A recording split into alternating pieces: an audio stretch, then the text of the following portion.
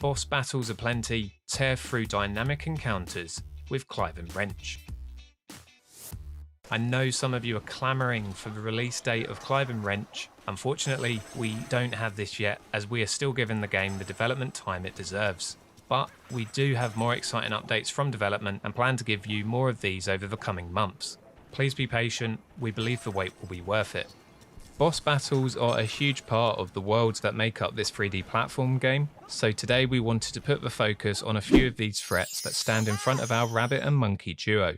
Drew the Ripper is the first boss you'll encounter. He's an Australian kangaroo living in Victorian London, wanted for suppressing the spread of his own negative press and vandalising newspapers. His presence is felt throughout the Great Wen, with posters adorning the walls of its rainy streets. Drew is recruited by Dr Daucus with the hope that his skill with throwing scissors and hiding nefarious deeds may stop Clive N Wrench in their tracks. He also possesses the poker chip artifact, which is the key to unlocking the next time period.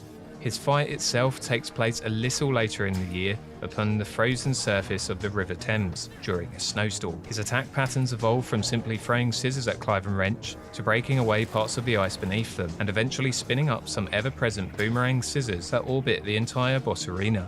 In order to beat him, Clive N Wrench must lure him into cutting the ropes that suspend the anchor dangling above his head in order to quite literally knock him off his perch.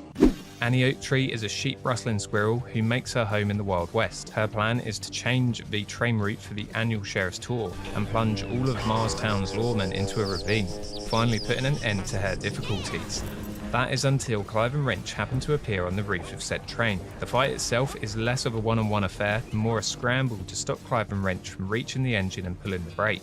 Of course, Annie isn't going to make that easy. She uses her rustled sheep as projectiles to try and knock the duo off the roof, and if that wasn't challenging enough, the gunslingers tasked with protecting the lawmen have got the wrong end of the stick and are after stopping Clive N Wrench as well. All you have to do is get to the front of the train before it careens into a canyon, dodging sheeps, bullets, cowboys, overhead signs and Dr Daucus's imps. Oh, and not fall in between the cars or into the hot coals as well. Sounds easy, right? Captain Bluebeard is a pun-slinging baboon, scourge of the seas and tamer of the Kraken. He is the self-appointed owner of Corsair's Cove and can regularly be found bawling in the local pub, the Salty Snail. The captain's battle sees Clive N Wrench materialise and fall directly into one of his cannons, only to then be blasted away.